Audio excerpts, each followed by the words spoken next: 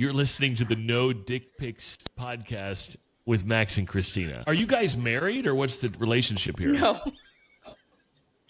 Are we married, Max? How do you want to answer that?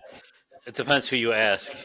It doesn't depend on who you ask. We're just not married.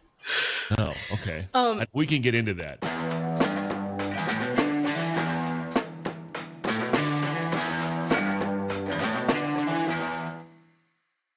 Welcome to the No Dick Pics podcast, episode number 41. I'm Max. I'm Christina, and we have a very special guest with us today. We have Fred from The Fred Show here joining us. Hi, Fred.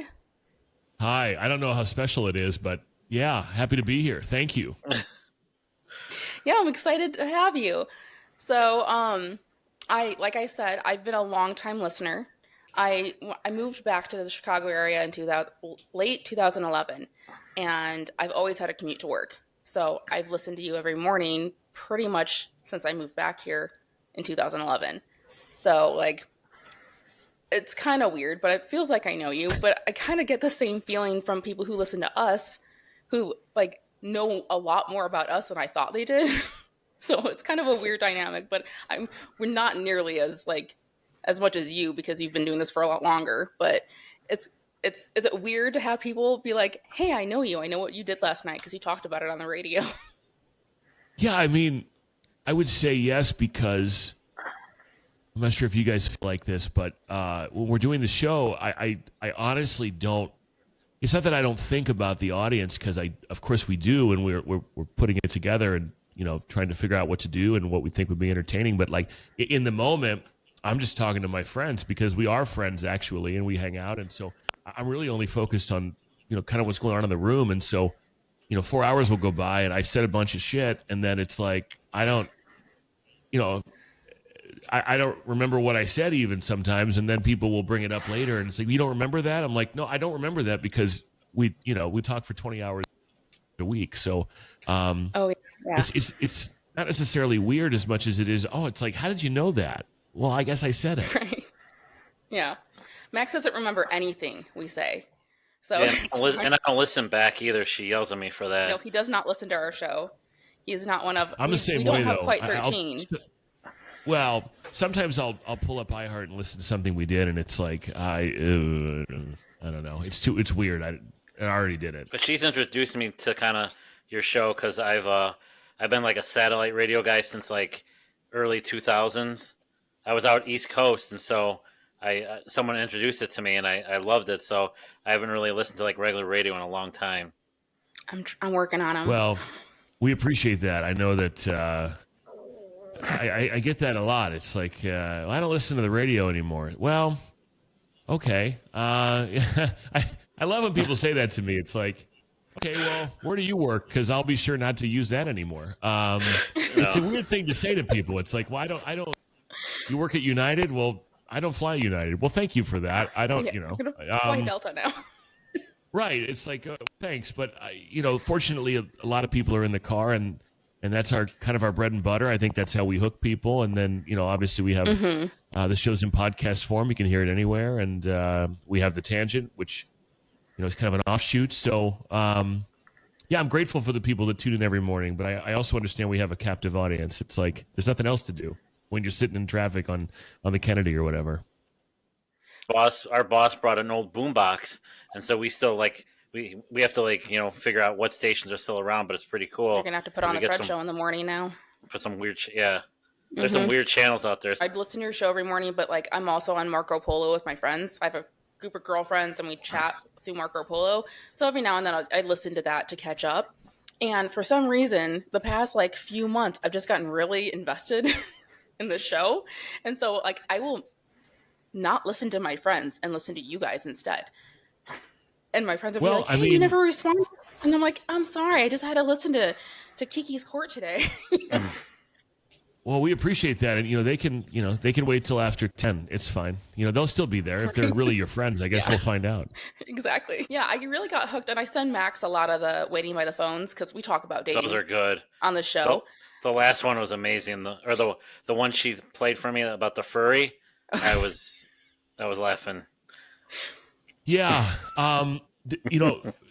we get a lot of questions about those, and they are true stories, and that's the thing. And people want to know how we do it, and people always answer and all this stuff. Well, we do record them. It's no secret that we record time because how much fun would that be if we set it up and then we never get a hold of the other person, or they don't want to talk to us, or whatever. But I can tell you that they're all true stories, which is a little frightening.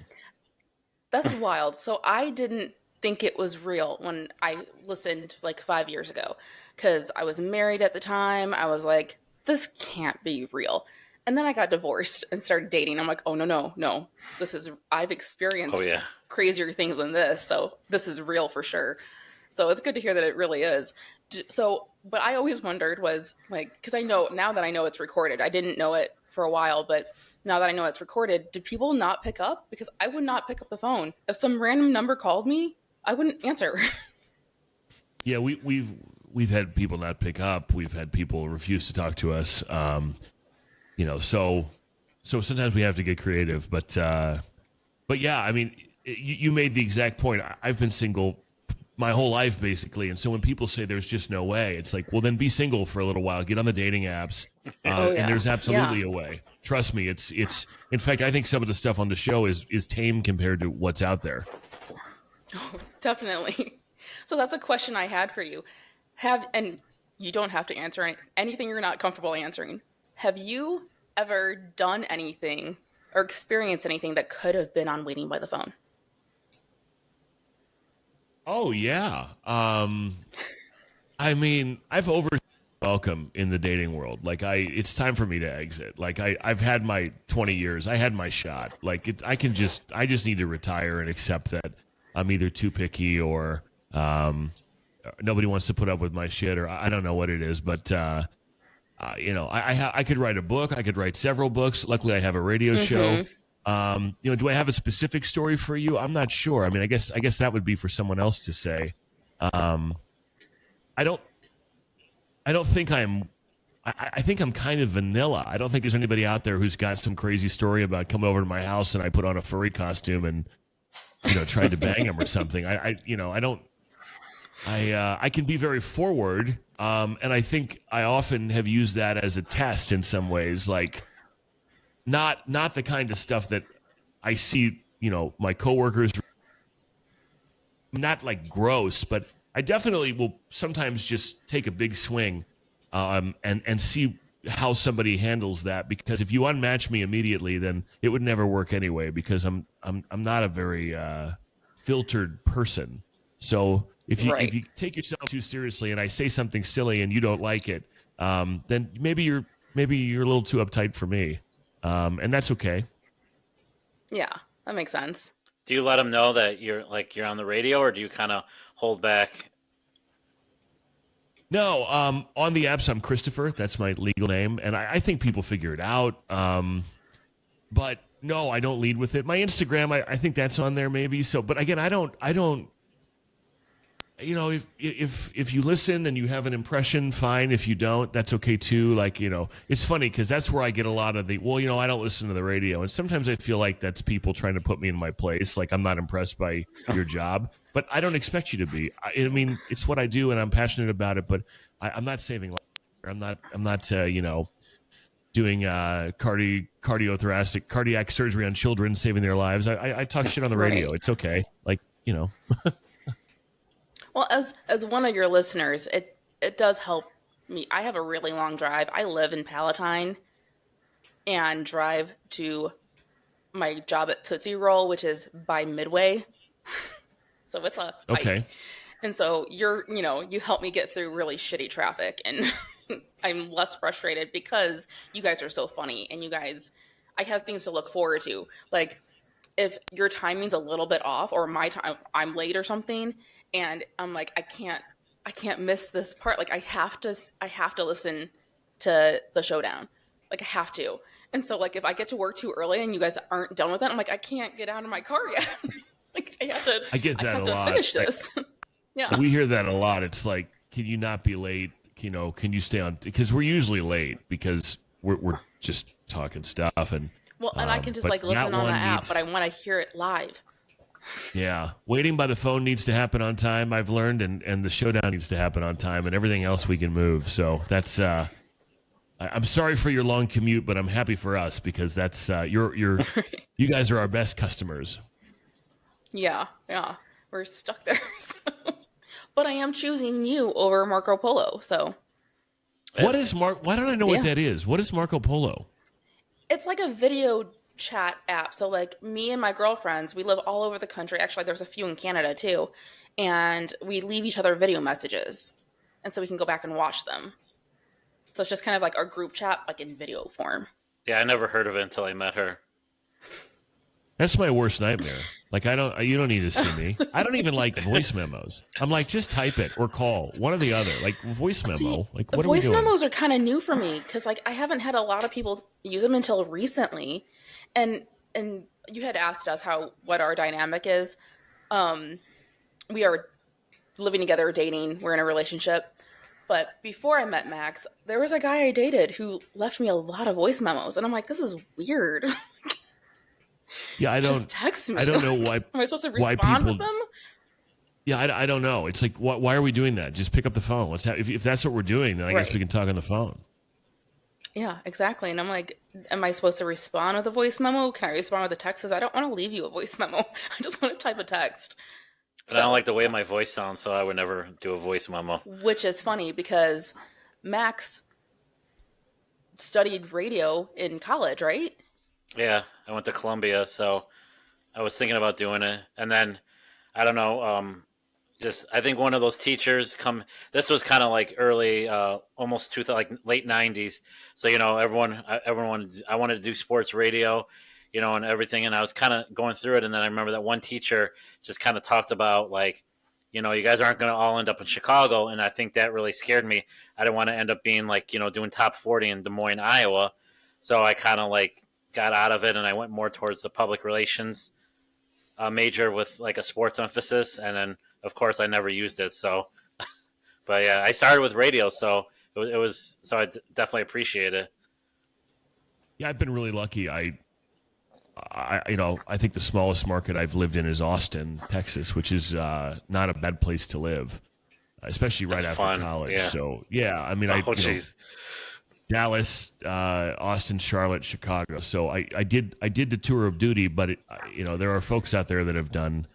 My boss worked in Albany, Georgia. I don't know. I do know where that is actually, but I would understand if you didn't. And I think a lot of people, they'll make 5, 6, 7 stops before they get to the majors, if they ever get to the majors. And it's not for everybody. It's not for everybody, but.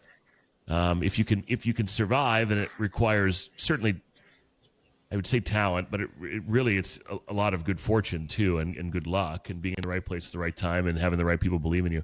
If you can survive after all that time, then it's worth it. But yeah, it's funny. Some of the people on our show, this is their first and only radio job is in Chicago, and I'm happy for them. But There's I also a lot of think locals like on your show. Yeah, Kaylin's second radio job, Jason's first, Paulina's first.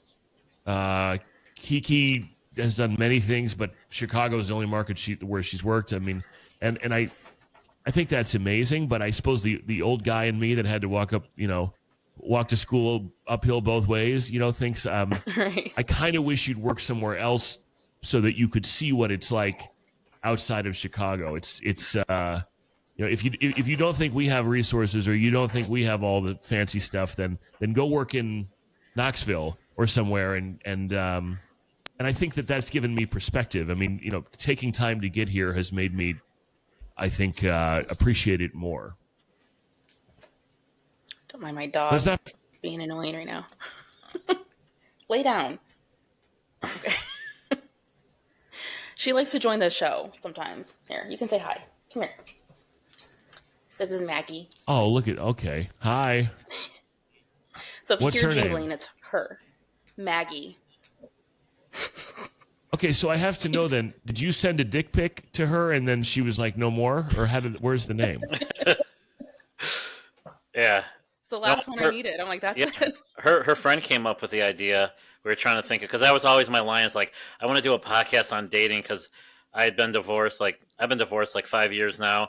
And the funny thing was when before I was divorced, like dating was completely different. There weren't apps or anything. And then you come into this new dating world, and it was a whole. So I remember telling her, and she's like, "Yeah, we should do that." And she really pushed me. And so her friend came up with the idea of no dick pics. I didn't realize that women get dick pics like all the time. Mm-hmm. Like that's been kind of the most surprising when talking to other people and talking to her. So many. There's so many. But it's funny because like it was one of our first conversations. It was actually the very first conversation we had. We were talking about, everyone's like, I could write a book, I could do this. He's like, yeah, I've always wanted to do a podcast. And he didn't know me obviously yet. And I'm the kind of person who's like, let's do it. And so he said, we should do a podcast. I'm like, yeah. And then I made it happen.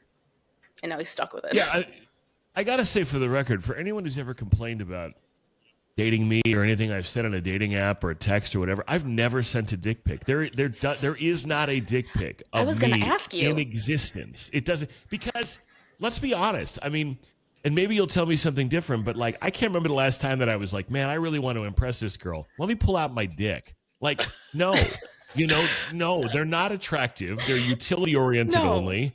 I can't remember the last woman that was like, man, I don't know about this guy. I don't know. Oh, now I saw his penis. Let me get off my couch and go over there. Like, I've never heard of that happening. No. I thought it was an age thing, but she's telling me people even older than me do it. I just never, like you said, I've never thought like, oh my God, I just need to get a dick pic and maybe send it to a few people. Because I think of it, it's out there forever. Like forever. And, people are going to, I just think it's nuts. Well, and for you, Fred, is it part of it, like, because people know who you are, that makes it even less appealing for you, that, like, we got Fred's dick pic here, Yeah, I mean, I don't really know where I stand as far as, like, I don't have a lot of dick comparisons to make. I don't know, if I'm, because I don't believe, no offense to you, but I don't believe women when they say, oh, this is so big, this is so, it's like, come on, that's what you're supposed to say. Like, so I don't know where I stand, meaning I'm not willing to put it out there to find out. And the other thing is, I ain't going out like that. Like, if you hear about me getting fired one of these days, it will not be because of a picture of my penis. It just won't. Right. Won't be over lewd photos. No, yeah, that's not happening. I'm not going out like that. Yeah. Well, yeah, because especially, like, in your line of work, that's a tricky thing. Like, for me, like, I work in an office, nobody cares. So, like, I don't have a dick to send a pic up, but if I had nudes floating out there, I don't think I'd lose my job over it. But you're more of a public figure. So, like, it's a bigger deal if that leaks and people are like, look, Fred. Yeah, I mean, I suppose it could work in my favor if I'm working with something good, but I'm not willing to find out. So, it's just not. But I'm a hypocrite because I will accept nudes. From women. I love a nude. Yeah, but I'm not sending one back. And I say that, though. I do preface it. I'd say to you, send me a nude, but you're never getting one from me. And so it's not like a bait and switch where it's, I want you to send me one and then I will never reciprocate and don't tell anyone. No, I make that very clear from the beginning. You will not. If you want to see it, you can come look at it. Do you get random nudes from, like, listeners? It's been a minute. I definitely have.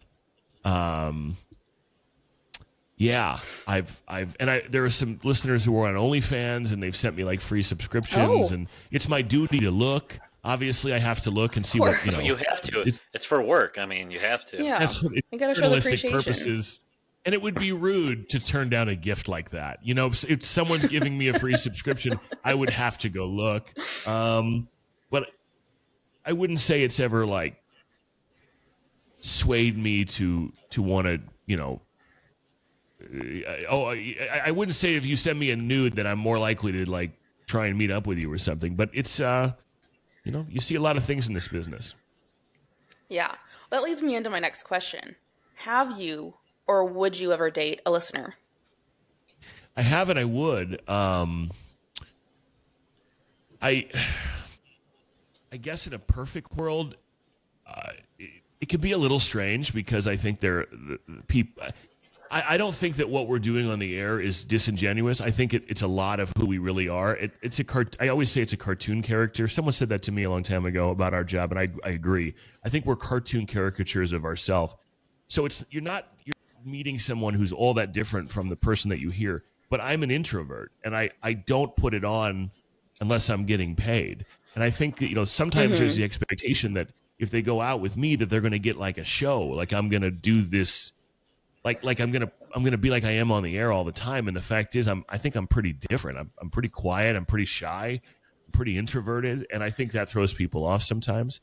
I also think that I've run into more problems from people listening to the show than not. Even when I've dated people who didn't listen and then they start listening because we're dating, because I say stuff that I don't know that many people would necessarily say in the confines of their relationship, whether it's talking about old situations or things I've done in the past or things that happen in my relationship from my perspective. And the joke is almost always on me. I'm never out to like embarrass the person I'm with. But I think people think there's like an intimacy barrier, like I'm somehow cheating on them because I told them a story one-on-one and then I told the story to everybody else on the air. And it's like, well, I thought, why do I have to share that? And it's like, well, because this is what I do and you knew that when we met. Yeah, exactly. And that's funny because we kind of had that dynamic because we've been doing this since pretty much the very beginning of our relationship. So when we first started the show, we were very newly dating. We actually had a whole breakup. It is our #1 episode is our breakup, which I don't know why people are still listening to it, but it still gets listens. Like every time I check, there's more. I'm like, stop listening to that one. Did you break up all podcast? We had a whole podcast about it. So we broke up and then we talked about it on the show. And it was a whole emotional, very like real thing. #1 episode of all of our, this is our 41st episode. That is our by far like times 10 most listened to episode. Wow. Wow. Yeah, but we talk about our past, and that's how we started, is talking about like dating stories and dating other people and things like that. So it's been a little bit like we've always been very honest about it. But as we got more and more serious, it would like bother me. I don't know if it bothers you. I think some stories bother you. I know some do. But like there's certain stories that he tells or nicknames that he uses that just like fire me up. Oh, wow. I would ask you to tell me one, but I'm not trying to get you in the doghouse. So No, he talks about, and I love this phrase. I'm not mad at you, don't worry. But he talks about this girl, and she's the one who broke his heart. That's her nickname. I'm like, oh, the one who broke your heart. Max, nobody wants to hear about that. Like because what you're saying to her is if she hadn't broken my heart, it would probably know you. And so I guess you could flip it and say that dumb bitch. She screwed up, and now I was able to find you. I guess you could look at it both ways. Oh yeah, it was a blessing. I think it's something I had to go through because like I say in the podcast, like I didn't really date a lot before I was married, so I never really I'd never really been like broken up with, like dumped really bad. And so this was the first one, so I think that's what kind of led to it. But I always think back, like I'm glad I went through that because I experienced, what I had to do, and it made me realize, like I gotta, cut out a lot of the bullshit that you deal with, and I got more picky. It's like, okay, I'm only looking for this, and this, no more, because it opens your eyes, be like, I'm better than this. I don't need, all this drama and craziness in my life. Yeah, before me, he was. My dog's trying to knock over my lights. Before me, he was drawn to a very dramatic kind of person, and I've got my own like source of drama, but I'm relatively laid back in comparison. Is she laid back, Max? Oh yes, very laid back. Okay, self-aware. I like a self-aware lady. Yeah.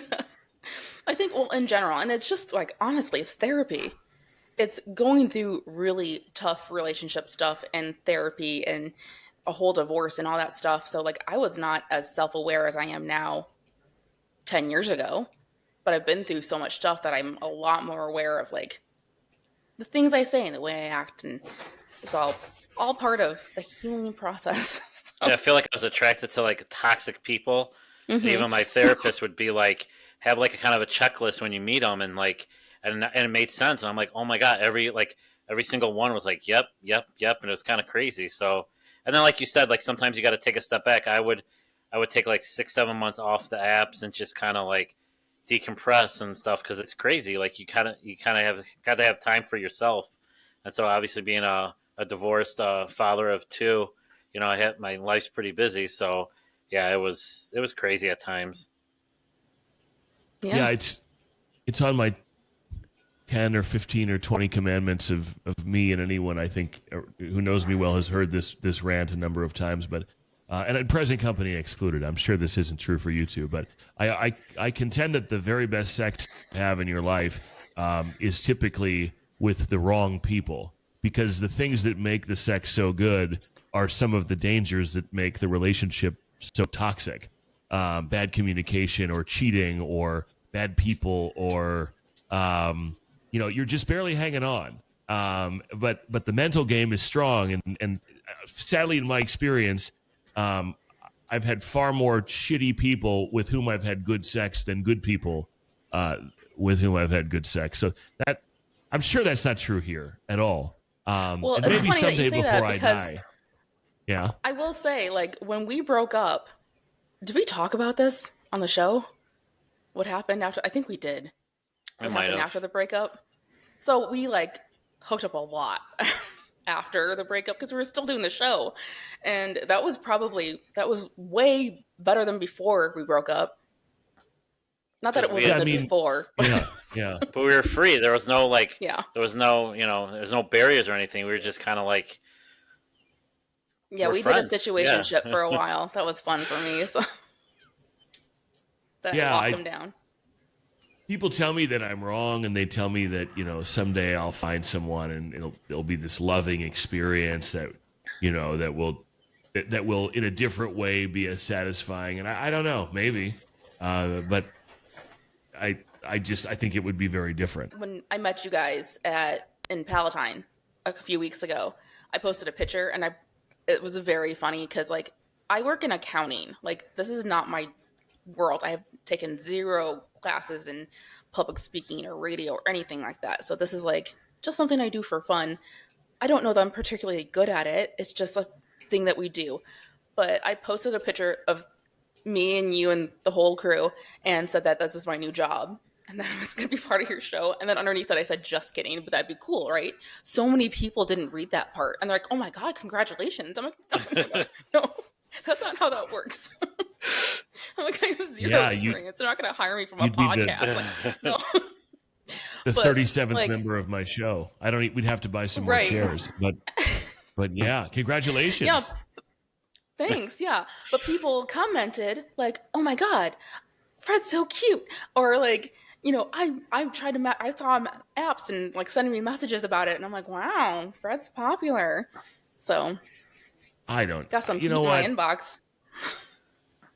I've heard that before. Like, I tried to match with you on a dating app or whatever, and it's like, it's obviously not personal because no one knows anything about any of these people. Like, it's literally just a scrolling game. I find myself doing it when I'm bored, and it's like, that's not the intention. But I don't think I'm the only one. I think it's why a lot of people get left No. on red, or people match, and That's then how I met Max. it doesn't go anywhere. It's just it's a numbers game.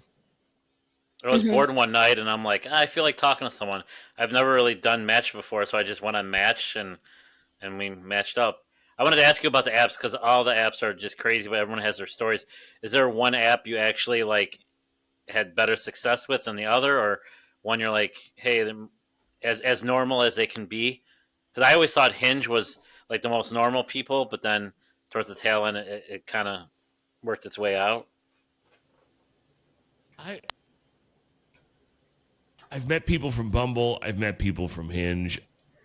I just think I've been on these. I go on and off. I don't stay on them, but I just think I've been on too long, and I think, you start to see the same people over and over again. You start. I went out with someone a couple weeks ago. We'd matched, I think, 3 times before we ever even talked. It's like, I don't know. It's so hard. It's like and you don't want to be thirsty, but it's almost like if you don't match with someone and tell them, I want to go out with you on a date on Thursday at 6:30 or whatever it is, like, and they don't say yes or no, then you're going to get lost in the shuffle, and the odds of you getting a date go down exponentially. It's like, and I don't operate like that. Like, I'm not out here dating for sport. I want to get to know someone and see if there's any vibe and then maybe go out. But if you do that, these people are under by people in the process, and it's like, someone's going to swoop that person up, and then you start from scratch again. And I don't know. Mm-hmm. It's it'd be so much easier to meet someone in the wild. It's just hard to do. Yeah. Well, that's what I keep talking about. Like, that's how I was raised before I got married. Like, that's how you would meet people. You'd meet people out, you'd have to get the courage to go up and talk to someone, or you're bumping. And now it's like, even people our age with the phones, like, no one wants to have any social interaction. And I mean, some do, but it's just really tough. And it's like, and it's crazy. And that's what I always say. It's like, it would be perfect to meet someone like organically, but it's so difficult. Well, it's got to be hard because you said that you're an introvert. So that combined with, I'm guessing your schedule is not super easy because you start so early in the day. Does that like play a role in like making it harder to meet people in the wild?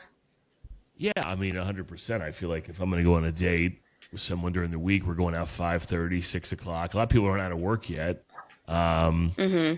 And then I'm in bed by 9 or something, and I'm really not flexible about that because the older I get, the more I pay. I mean, 15 years ago, 16, 17 years ago when I started doing morning radio, I could go out all night and drive from the bar to I shouldn't have, but go from the bar to the radio station, do the show, or sleep for an hour, and then, it hurt, but now it's impossible. So I'm just, I'm not that old, but I'm old enough I don't get my 7.5 hours of sleep. I'm an asshole. Well, yeah, because like for me, like I can go to work and be tired. I don't need to be on at work. I can be like sleepy and be like, I just need quiet time for the first hour I'm here. You can't do that. Obviously, you got to be like on. So yeah, I could see that. I would need a full night's sleep. Exactly. I talk to people about this all the time. It's like I think a lot of people could do what I do. I genuinely believe it's just not that hard. It's a specialized set of skills, and it's a different kind of energy. And I've dated people, I know people who have a hard time understanding. Like you sat there and shot the shit with your friends for 4 hours, and you're exhausted. And it's not until I had one woman who's in sales, and she was like, "Man, finally it hit her. Like if I had to give a presentation to the sales team every single day, I would be drained. Like I maybe have to do that once a year or twice a year or whatever." And it's like, I kind of feel like we're giving the sales presentation every day, and it's just a different kind of energy. I'm not digging ditches. I'm not working physically hard. People out there work much harder than we do, but it's just a different kind of energy. Yeah, having to be on and having to be witty and have that like, quick comeback, all that's tough to do every day. We do it once a week, and even then that's tough sometimes. So like having to do it every day that early in the morning, that's why people who really know me knew that I was full of shit when I posted that, because they're like, there's no way you could get up that early. I'm like, yeah, that's true. There's no way. Yeah, I mean, there are days when I wake up and again, I'm not here to say this is such a difficult. I mean, people who deliver babies and do heart surgery, and that's difficult. That's hard. This isn't not that. It's just there are days when we all have them where I just don't feel like it today. But that's not one of the things that keeps people coming back, is that we're consistent. We're there every day, and we're those companions that show up. And that's our job. And that's one of the more valuable things that we offer people. So you suck it up and you go and you do it. So do you not get vacation time? Because I know you guys take breaks around like holidays and stuff. But do you ever get to go, like, I'm going to go on vacation for a week? Bye? We do, and early in my career, I wouldn't take them because I was afraid if I didn't come to work that something would happen, because that tends to happen in radio, and you're not visible, and then all of a sudden you're not valuable. But the longer that we've done this, the more important I think that time is, and so it's usually around 10 shows at Christmas we take off, and then a week at Thanksgiving, and then 2 other weeks. But we've amassed so much content that we're able to curate shows when we're gone and record stuff, and that the people who listen every day know, and sometimes we get called out. But a lot of people, there are a number of people out there who don't know the difference, and so that's a good thing. Yeah, I've noticed there's been a few times where I'm like, oh, this is a recording. Because sometimes, every now and then, you can tell based on who's like reading like the weather or whatever, or the traffic. I'm like, oh, that doesn't sound like today's show. So that's usually what gives it away from me. But like, other than that, you guys do a really good job of making it seem like it's happening, like it's still the live show. So yeah, we try and put a lot of effort into making it, even when we're not there, to curate it in such a way that it's still as good as a live show. But yeah, people get mad. I mean, every time I go on vacation, I'll get nasty emails or DMs from people. Oh, I've already heard this shit. It's like, well, I'm sorry. I mean, I'm glad never going to be mad at you for going on vacation.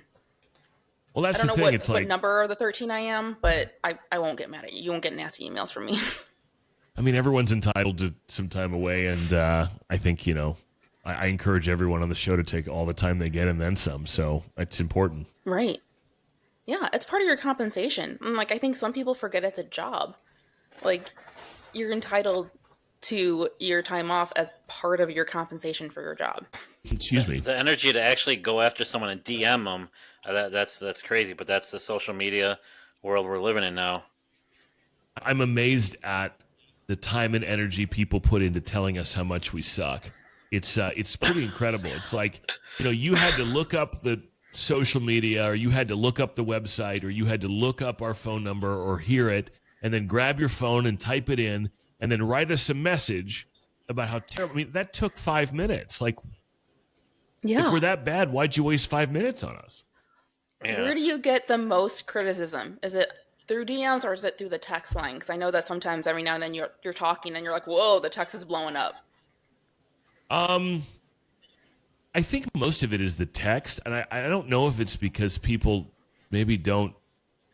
I think the whole reason people say a lot of what they say on the internet is because they don't have to be accountable. It's the same way that I think people in the apps versus meeting people in person is two different things that you pointed out before, Max. It's like, if I have to walk up to you and look you in the eye, and I have to ask you out and get your phone number, and then you look at me and we have to vibe and we have to have chemistry, whatever, that's much harder than me sending 10 messages to 10 hot girls on Instagram and seeing if one writes me back. I think that people will write, if they don't feel like that I can figure out who they are, or they don't feel like their name's not attached to it or their picture, people will say wild, crazy stuff. And we do have their phone numbers. I mean, we can figure out who you are. It's not anonymous. Right. But today was wild, by the way. This has nothing to do with dating, but today the thing with Kiki and the guy, that was a recording though for waiting by the phone, right? It was new today though. But no, I've gotten. If you go to the comment section of that post, it's like of the video of us doing that. It's people saying what assholes we are, and it's like this dude from the show this morning. This guy, funny from my perspective, he had money, he had a job. He said that he was brushing his teeth in his car with a water bottle when he picked someone up on a date. And by the way, he called us, so he asked us to do this. So he knew. Thing when you call people out on that, you're like, you called me. Right, like, so this guy's not a victim. Like, we didn't call him out. He's not homeless. He's not in destitute. He asked us to do this, and he should have known what we were going to hear and that it was going to be on the radio. So when people come after, I'm like, first of all, it's not that serious. And second of all, we're not tricking people. Everybody knows what they're doing. I'm going to send you the link to that because it is very funny. Like, the comebacks that Kiki comes up with like the TV thing, like at least you wouldn't know you don't have a TV.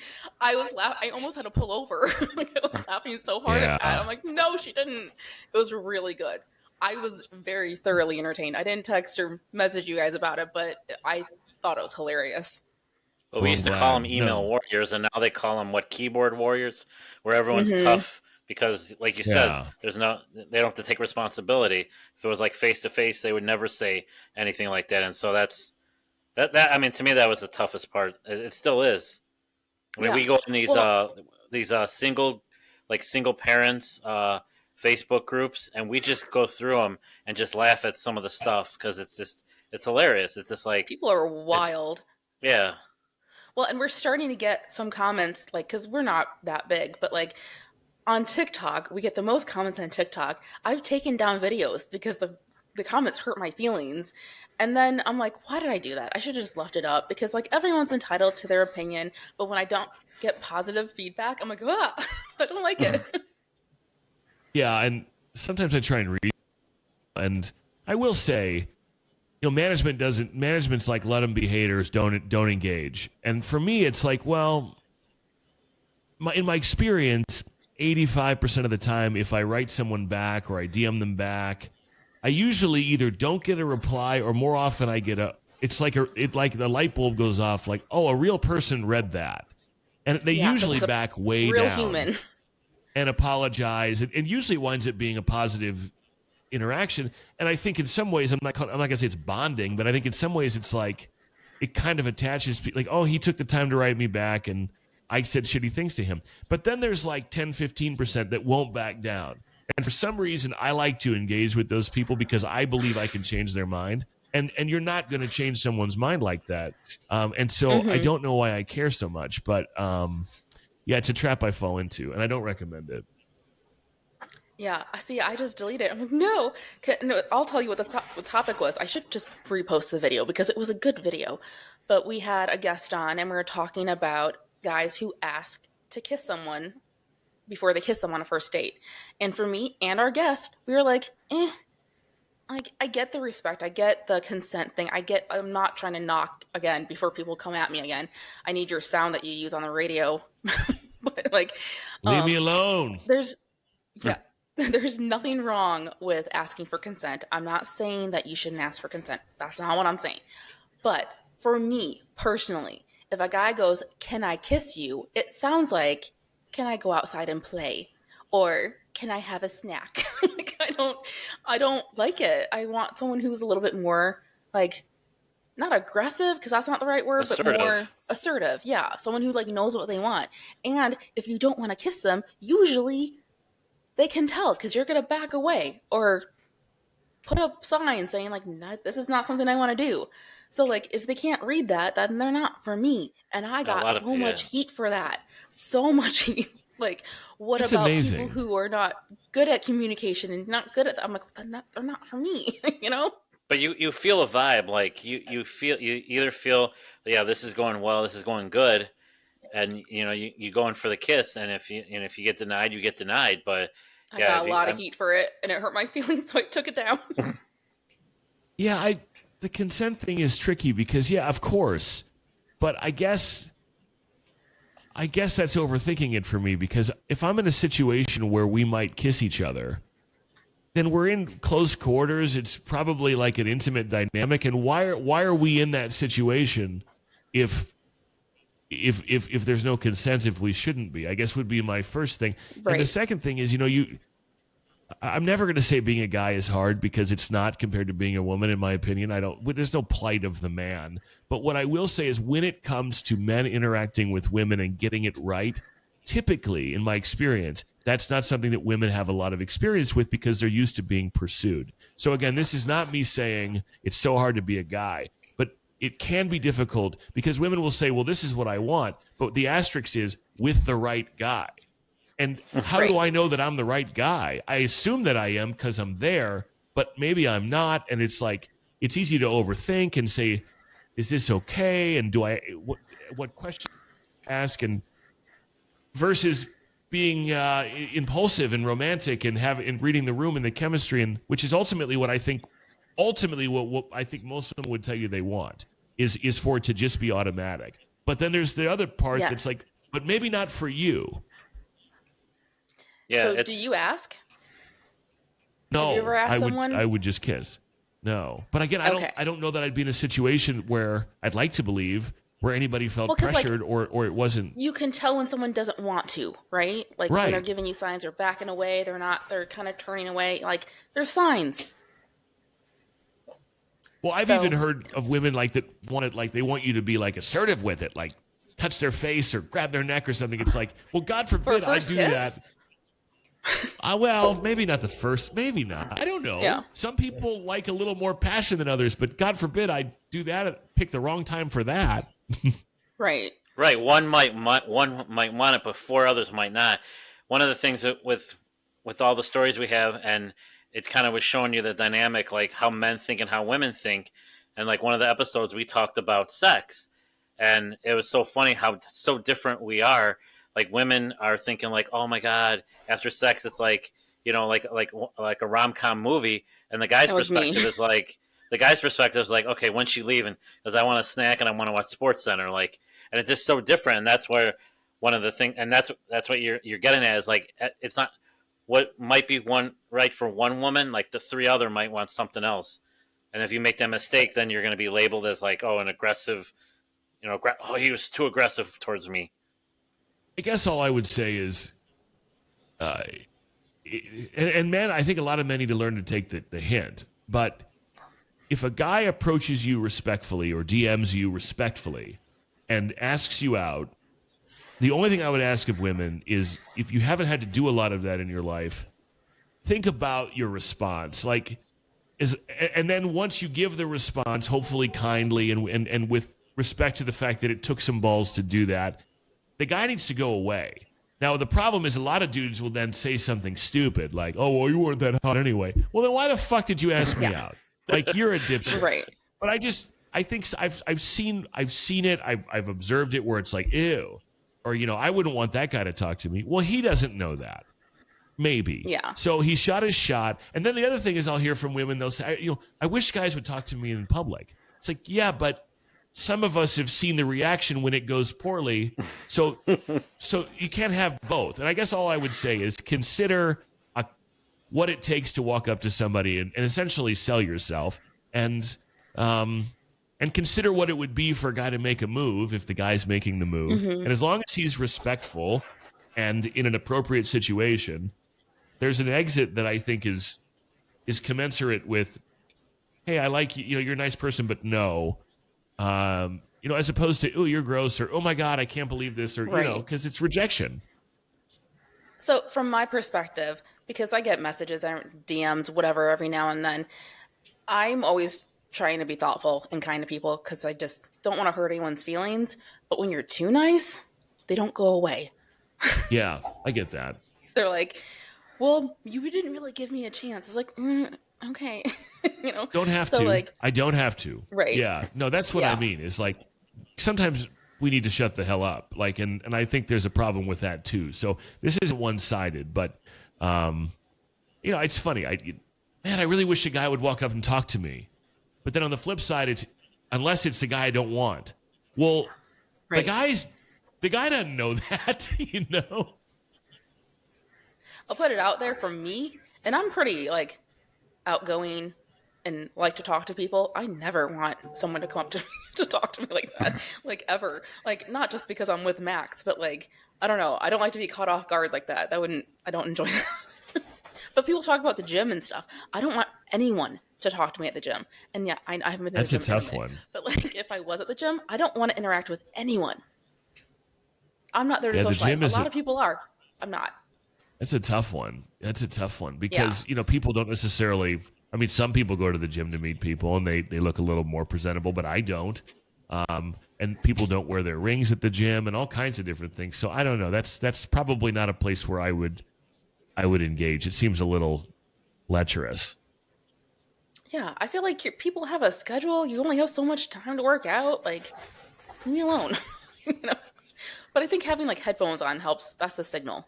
Like, don't talk to me. I've got my AirPods in. Like, you'd be surprised some of the stuff I see at my gym. So, well, Max goes to like a bodybuilder gym, right?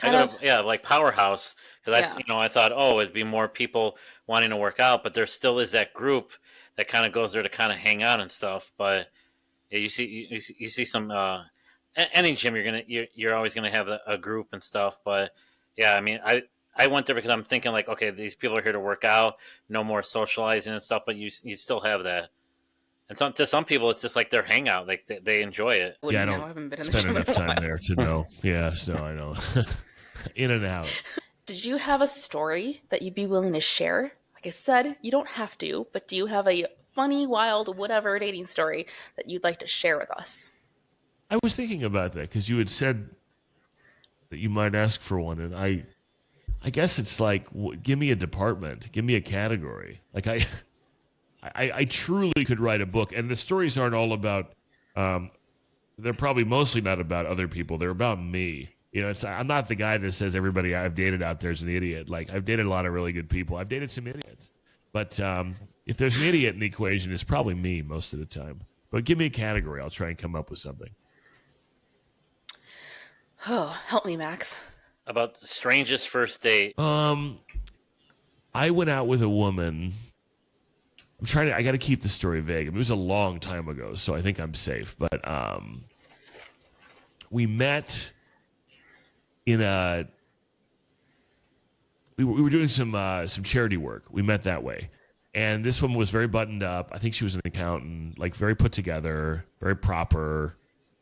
Seemed kind of reserved, but we did this week after week, and then finally I was like, hey, I think it was the last time we were going to meet for this project, and I said, hey, do you want to get a drink or whatever? And she's like, yeah, I do.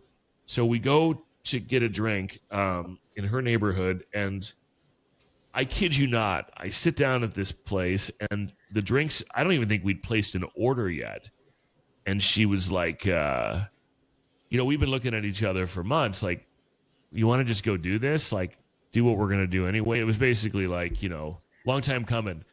And I was like, basically, am I being punked? It was too easy. It was like too straightforward. I wasn't used to it. But I was like, yeah. And she says, but there's one condition. And I said, well, what's that? And she says, you're going to have to pee on me. And I kid you, I know there wasn't a drink in front of me. At this point, maybe we'd ordered one. And I was like, well, as a guy who like turns the sink on so you can't hear me pee when there are people in the house or if I'm at your house, like that's not going to work. I'm a little bashful. Like I don't think I could do that. And she's like, well, no, like, I really want you to do that. It turns me on. Like, if you can't do it, like, it's probably going to be a deal breaker. And I said, well, I don't think I can do it. And she said, okay. Now, the next morning on the air, there's no way I can't tell that story. Now, I didn't give any indication where I was, who I was with. There would be zero way for anyone to know who I was talking about. But I start to tell the story, and I get this text message from the girl. And I look down, and it says, shut the fuck up. And I was like, well, I don't know. I'm already I'm invested here. The story it's too far along. So I keep going, and then I get another text, stop talking. And at this point, I just put the phone aside. I told the story. Well, by the time I get off the air, I realize she had told her parents that she was going on a date with Radio Guy. And they turned the radio on the next morning while they were eating breakfast to hear this guy that she went out with, only to hear their daughter likes getting pissed on. Oh my God, that's so good. So that's top 3 stories that we've heard. That's good. That didn't go anywhere. And hey, no judgment. Like, if that's your thing, like, right, exactly. Piss away. But like, I'm not a bodily function guy. Some of the people's fetishes and stuff, like there are just some weird ones, and so it's amazing. We're not here. I'm gonna say your favorite thing, Max. I'm not here to yuck anyone's yum. It's just not for me. Yeah. We had a common friend, this girl and I, and I did tell him the story later, which was probably disrespectful, but I did. And he and I and his wife were out to dinner years and years later, and she walked in with a baby and a husband. And the first thing is he leans into my ear and he says, he pisses on her. Oh.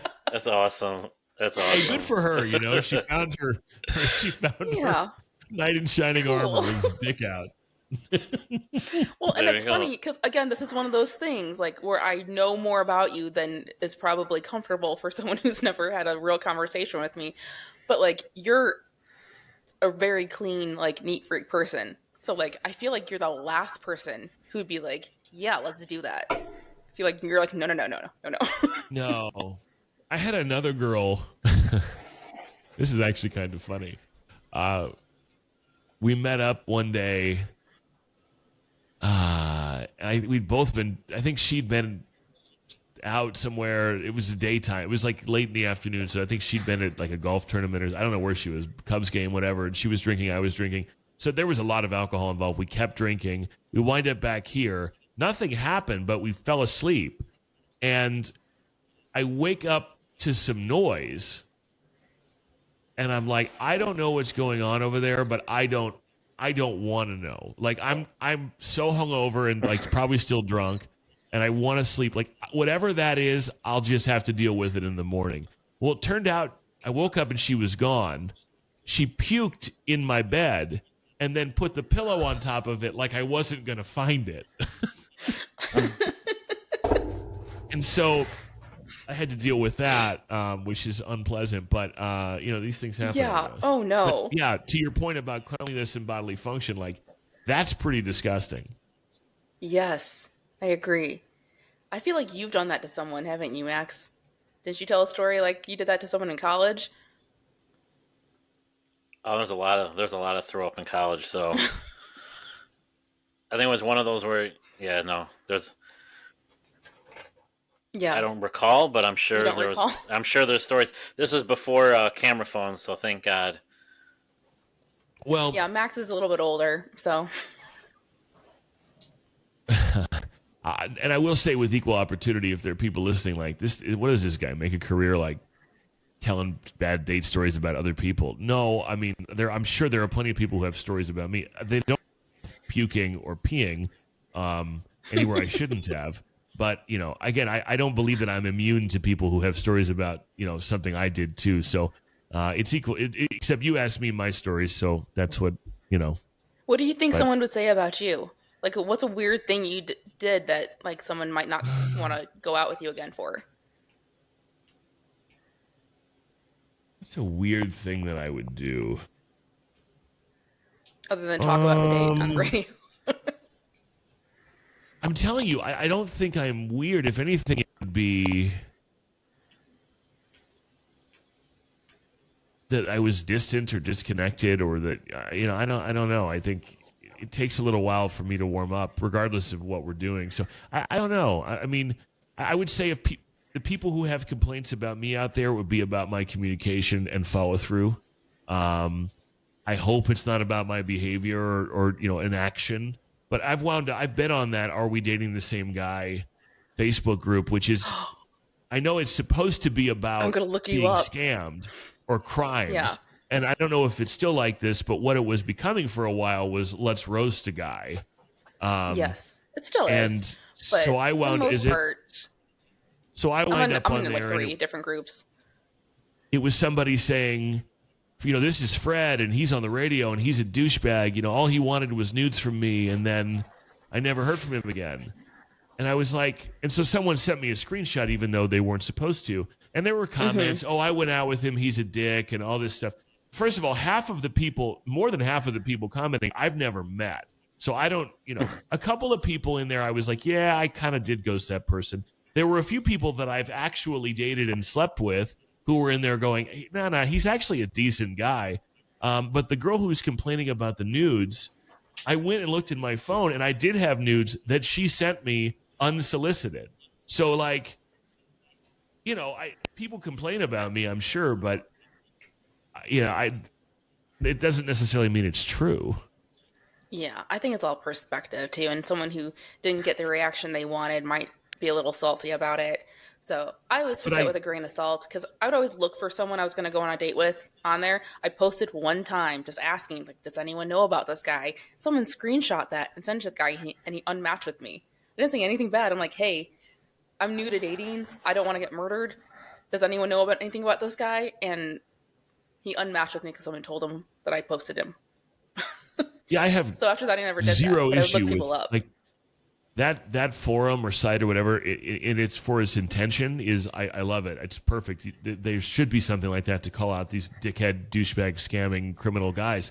But my issue was that it was a very one-sided debate about me involving things that not all of some of the things were true, and some of them weren't even true. The whole thing that started the post was somebody who was mad I didn't have a better reaction to the pictures that I didn't ask for. So, I don't love that it has become that in some ways. Yeah, that's fair. You're And not gonna like make everyone happy, so right. And like from a girl's perspective, like I'll go on there. I'm not now, well, I'm still on there, but I'm not looking for guys I'm dating now because I've been with Max for a minute. But when I was meeting people, I would go on there and search for them, search their name, search their age, city, whatever they're from. And if I saw something that was just like he was an asshole or he didn't call me back or whatever, I'd be like, okay, it was just a bad interaction. I don't know that that would stop me from talking to someone. I think if someone's like, yeah, he's abusive, he did this to me, he stole from me, he did that, whatever, that I'm like, okay, no. But if it's just like you can tell someone's feelings got hurt in an interaction somehow, I'm like, I'm sure I've hurt plenty of people's feelings too. I'm sure if I was on a site, there's probably not some guys who would not say very nice things about me. And it doesn't mean I'm a bad person. It just means that like our interaction was not good and they didn't leave it like feeling butterflies. No, So and I think I take it with a grain of I've salt. been on enough dates that I think in a perfect world, you're right. If I could take all of them back, I would be much more transparent and communicative about things. But for as many people as want that, I think there are people out there that don't necessarily want you to give them the speech. It's okay if you just go away. Like for me, I would almost rather you just disappear. I mean, after a date or two, if we're dating, no, but I don't necessarily need you to write me a paragraph about why I'm not good enough for you. And people differ on that. Dating's a fucking nightmare. So Yeah. I get it. Yeah. It's nice to meet you a few weeks ago. You guys are great. Is it a nightmare to do live shows? It's different. But we're grateful for people like you that took the time to come out. We got to meet, hundreds of people over the month. And Yeah. again, it's cool for us because I think it's not BS that I think we kind of lose sight of the people that have made us a part of their day and that for whom the show matters. And I think it's a pretty humble group of people on the show for the most part. And I think we're all just kind of amazed that anybody would care enough to come. We see the ratings and we know people listen, but it's like truly it's gratifying in ways that people won't understand, like to see it in real life that it seems to matter. So, we're grateful for people like you. Yeah. Well, thank you. Yeah. I mean, you guys. I'll have to turn it on at work. Yeah, I'll make an effort. It's funny. Like, I love the stuff she sends to me. It's pretty Max funny. has the world's shortest commute. He works like 10 minutes from home. Very different from me. Yeah. So, but when you're at work, turn them on. It's great. It makes me laugh the whole way to work. So, Well, you guys, especially today. You both have to come out to something though that we do one of these days. I'm sure we'll do a podcast live, Tangent Live here soon or something. But make sure you guys, we can all meet up. Yeah, Definitely. that'd be great. I'd love to. I have started listening to The Tangent like early this year, and so now I'm hooked. So it's one of the shows I listen to all the time. And well, thank you. Started listening to Kaylin's podcast, which is hilarious, and so yeah, it's great. So Right on. thanks thank again you guys for coming out. Thanks for having me. We really, really appreciate it, and I will listen to you tomorrow. Well, thank I you guys. appreciate it. It's nice meeting you. Yeah, take care. See you guys. Good night. Thanks. Bye. All right, bye. That's cool. I'm like fangirling right now. I know. I just sat back because he was, That's what he does for a job. That's why I knew he was going to be a great guest, because I'm like, there's not going to be lulls because this is what he does for a living. Could you imagine getting paid to talk for a living? I know it's not as easy. But I know you tried it for, you did it in college and stuff, but like, yeah, what a dream. but the thing is, like, think of like all the days, right, that I get up and I'm cranky and stuff. And even though, like, because someone from the outside, when you first get into radio, it's like, oh, it'd be awesome, it's awesome. Then when you go through a couple years of it, you're doing a bunch of classes, it becomes a job. Like when I worked in sports, everyone's like, oh my God, it's awesome. But then it became a point, like it was a job. And I literally was like rooting for my teams that I grew up with, loving, to lose so I can get a vacation and stuff. Like, and that's what I think it is. Like people are like, oh, it'd be awesome, but they love what they do. But sometimes it also is a job, and you just gotta The thing I like about Fred is he's very grateful for what he has, and he's very humble about it too. Because like, let's be real, he's got a really awesome job. Being in the Chicago market is the big leagues. It's like, Yeah. that's I wonder we're one of the how biggest many people markets. won't match with him because maybe he'll say something about us on the air. You know, Oh, maybe who it could people who are work. like really private. Yeah, it could work the other Yeah, way too. So yeah, that's possible. But I feel like I don't know. He's very humble in that, like, he talks about we have 13 listeners. He's got way more than 13 listeners. They're also nationwide now. So I didn't talk about that in the beginning, but it is a big deal. His show is syndicated nationwide. It's played in multiple cities. So he is a national radio host in one of the biggest markets in the country.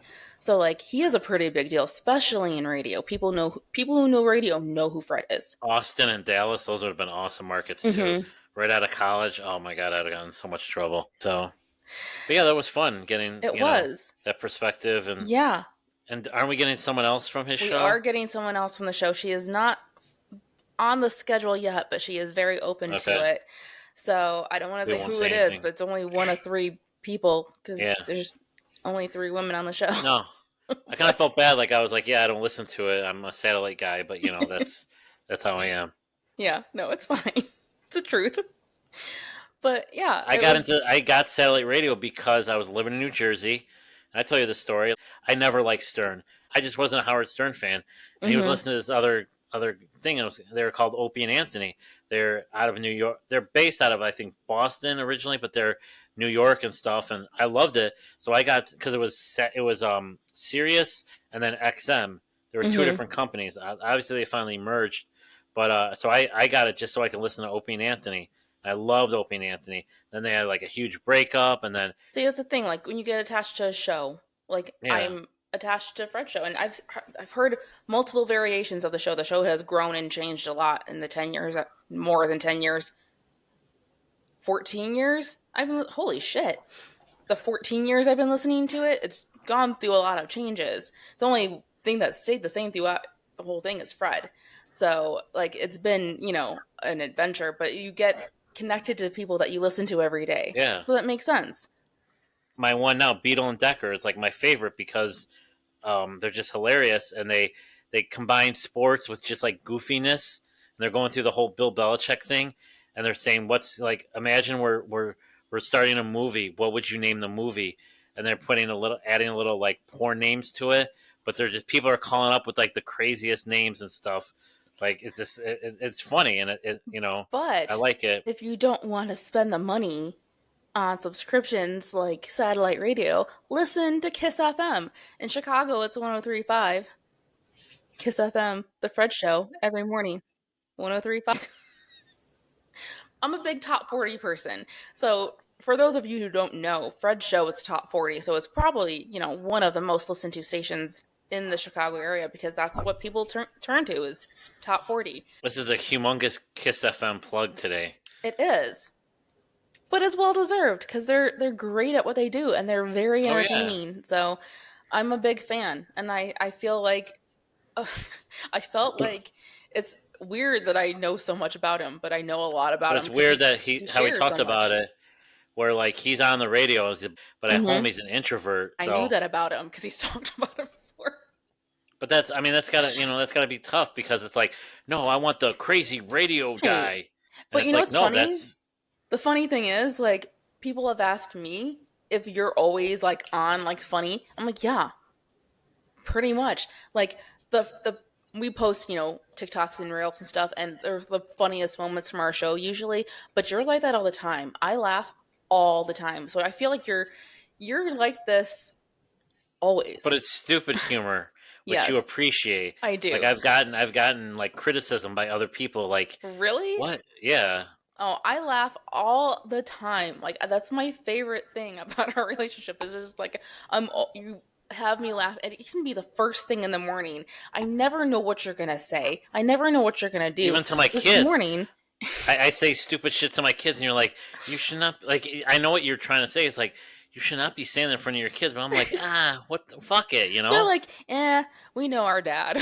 Yeah, But like that this clip I was morning, showing, right? That's that Dad on was the way so to we're work. not going to talk about I that know. because we're I'm going to not gonna do cancel. it, but he's like, yeah, he was.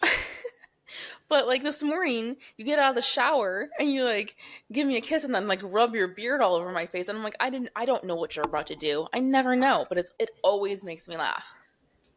So I don't know. I think that's part of what makes us work. Because like I said, there's people in my life who are very funny people who after a little bit I'm like, that's enough of you, and I haven't gotten that with you. I like can't get enough of you.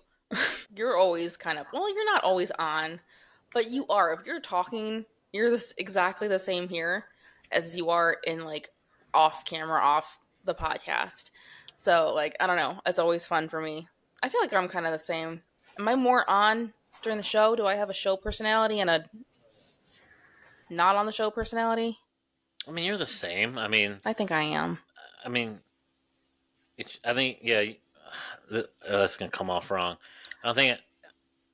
No. I'm just like you're a little bit more bubbly on the podcast. You're still bubbly, but like I think you're used to me and stuff, so you don't feel. I don't know. You know what I'm saying? Like when the lights are on, you kind of come alive. Yeah. If I had these lights on me all the time, I'd be like this all the time. If I always had a spotlight and like a neon sign. I guess you're the same. I mean, yeah. Pretty much. But there are times, where we're just quiet and we're just sitting there and we're just watching TV or on our phones and I don't think there's a time you're ever quiet. I'm quiet. Is there? When you're mad at me, you're quiet.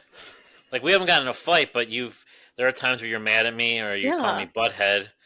Sometimes you're a butthead. And I admit it. That's fine. Mm-hmm. But then I'll come back the next morning with something really funny. Yeah. I can't stay mad at you. Well, because you're also like sweet and like self-aware, and if it's something that's like valid, you'll fix whatever it is. But like, if I'll just fart on you. Yeah, but like I can't stay mad at you. I shouldn't tell you that. I can stay mad at you. Don't fuck up. You're so cute. Okay, let's be done because I'm hungry. Oh, are you doing my eyebrow thing? I'm trying to do the rock thing, yeah. Can't do that. I'm really good at it. I can't do it with the other one, though. Look like you're tweaking out. Tweaker. All right. So we have some more fun episodes coming up. We have a really exciting summer for the show. So you've reached out to some people. We have another person from the Fred Show on board for sometime in June. And then we have our sex therapist coming on. So we've got a lot of fun things coming up. So please continue to stay tuned. If you're listening for the first time because you got brought in by Fred, thank you for joining us. Please check out our other episodes because we have a lot of really funny episodes. But welcome to the No Dick Pics podcast, and thanks for listening. And come back because we're going to keep doing fun shows like this. Let's do our thing that we did last time.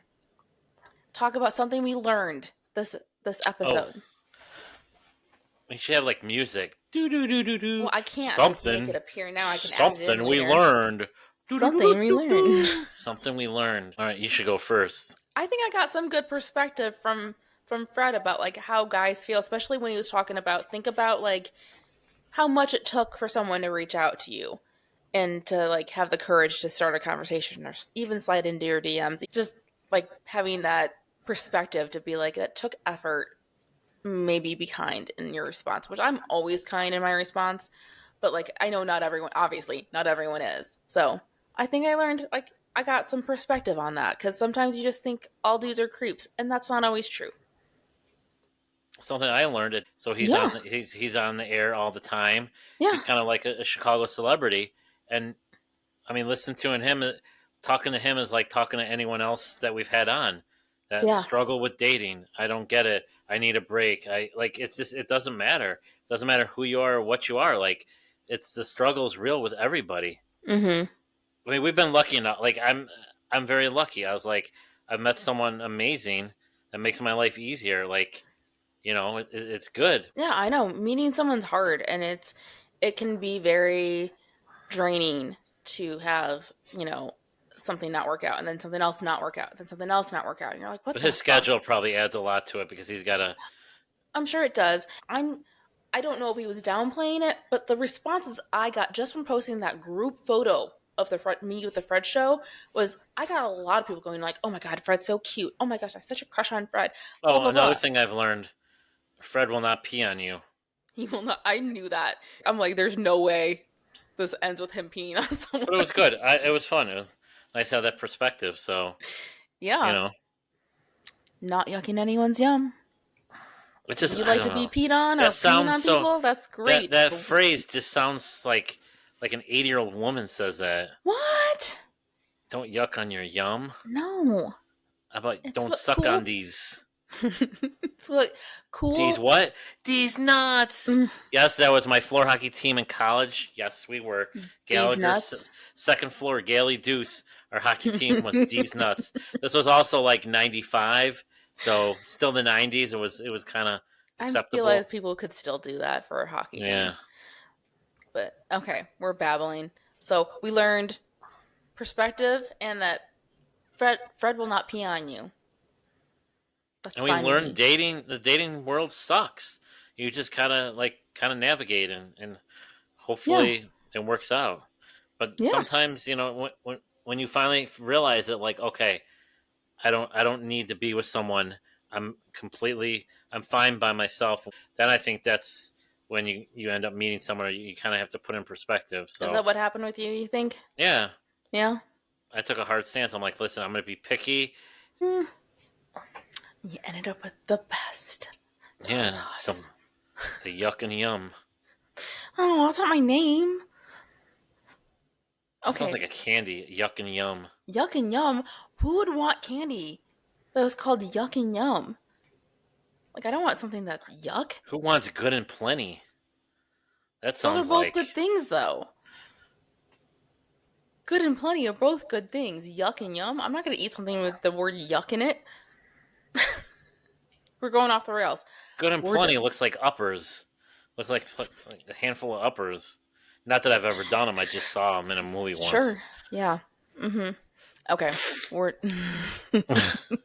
We are done. So thank you for joining us. I did the dishes. They're beautiful. You did. Thank you. That was very nice. It was very nice to come home to a clean kitchen. Fed dogs in a clean kitchen. Fed dogs, and you smell really good. So, okay. Don't yuck on my yum. Well, you know what you can do with my yum, but we'll talk about that later. Okay. All right. Thanks for joining us. Be sure to follow us, subscribe, comment, follow us on social media, all the good things. All right. Bye. You have to say bye. You can't just stop. Max. I know. Maximilian. Okay. You have to say bye. You can't just peace. Okay. Can I say bye? Peace. All right. Bye. Peace. Peace.